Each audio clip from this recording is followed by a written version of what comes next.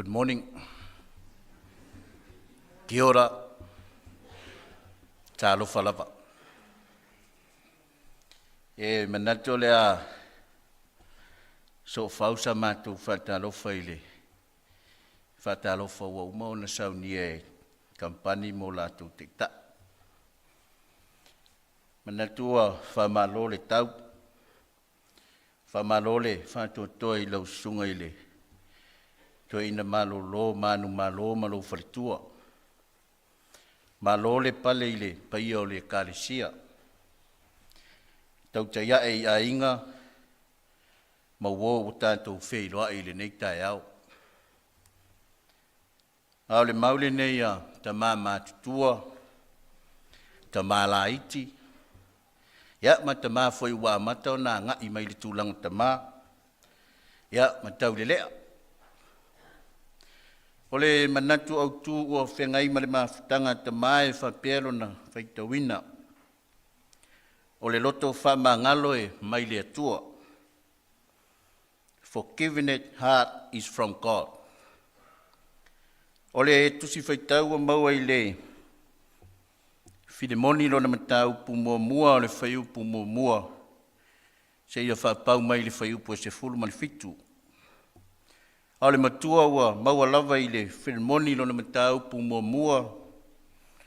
Ale whaiu po se fulu mani fitu ua whaima matua. Pāpea lona whaitawina. Ole nei, a whai e te manatu i la tau o. Ia e talia mai o ia e pei o au lava. E le o au o le atua. Mai whānia o aonga tā ua au mai e le tusia le au tau mawhai mo le mawhitanga Tamā. Nā aonga mua. Aua ne inofo mau le ita i o tātou loto. Aua ne inofo mau le ita i o tātou loto. Sa launga le whawhengainga i le asusa ua tuanai. Ma sa ia whamatala i le ita o iona. Asa iai lama le whesili e whapea. Iona po ua tea elowita. O te loa na te ale i to iona ina ua taunu atu i le whale, ua manongi mai le tonai o le asusa. Ai o te loa fo ina to e oso ale i to iona, ina ua taunu atu e le i vela se tonai o le asusa. Au lea fo iwa to e whamanatu mai e le awa onga mua o le mau Tamā. Aua ne inofo mau le ita i o tātou loto. Lea ua whamalosi mai ai, le tusi a Efeso i lona mitau po e wha. Au le whaiu po e lua se fulu ma le ono, ma le whaiu po e lua se fulu ma le fitu, e wha pēlo na whaita wina. Au tō wita, aua le anga salai. Aua nei ngoto le la, o ita pēa o tō. Aua foi nei tu uina, atu e o tō se mea e mautu ai, le ti apolo. Ole vaenga e lua, le awa onga lona lua, e matango fie le loto whamangalo. Matango fie le loto whamangalo. O le loto whamangalo se fofo e tupu mai lo loto. Malo mawhau, pea whai ua nofo tupu ke riso i tutonu i ante oe ma. Pei foi ona whai e le tua i lona lalo Yesu ke riso. Lea na maliu e au noa masana angasala. Ma le whamoe moe.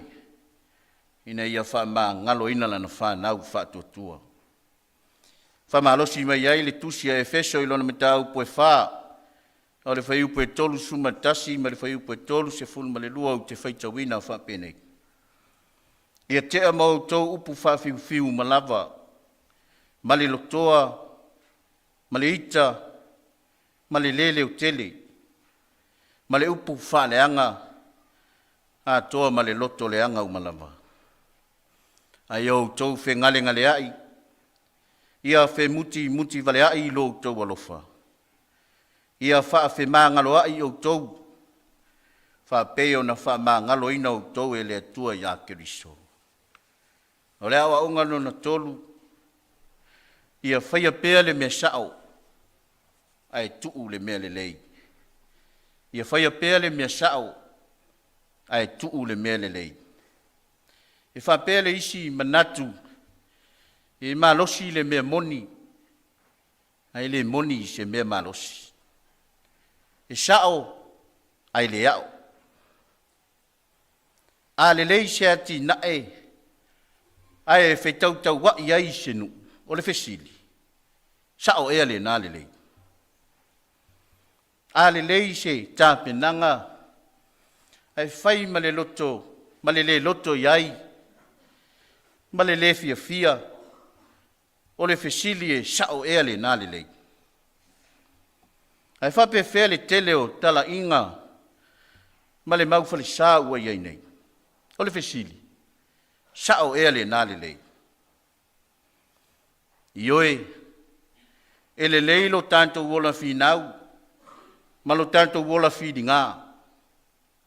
A o le awala o lo whai ai, e mātu ia. A tonu o mea uma ua tanto whaia ua le lei, ai le o mea uma ua sao. Tātou wha moi moi i le tua, wao le sao la vaia. Wha malosi mai ai le tusi ngā luenga lona matau pue wha. Au le whai upo e se fulu ma le iwa ma le whai upo e lua se fulu o te whaitawina wha pene. Au a tali atu pe teru mai Ioane, ua wha pe atu ia te ilatou. Pe tonu i luma o le tua, ona mā wha longo ia te autou. Ai mā te le wha longo i le tua, i nā fili e autou. A wāma te le mawhai ona le tautala i mea ua māwa ai iai, ma o māwha longo iai. O le awa ongalo na wha.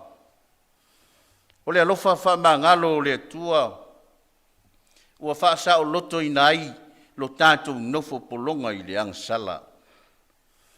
O le alofa wha mā ngalo o le tua, ua wha sa o loto i nai, tātou mai le nofo polonga i le angsala.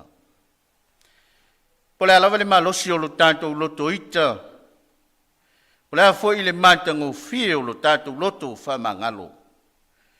Mauto tātou whai ai se mesa. Ai ana le se noa, le alofa wha mangalo le tua, e le mawhai o na wha sa o loto ina i tātou, mai le polonga o le angsala. Pe iau na alofa mai ai le atua mai awina mai ai lo na alo Jesu Keriso. O le ua tuula fo ina. O le ua inosia. O le ua taia. O le ua fasia. O le ua whaatinga ina. O le ua manua. Ua momomo o ia. Ona o atatou. A mi o le anga.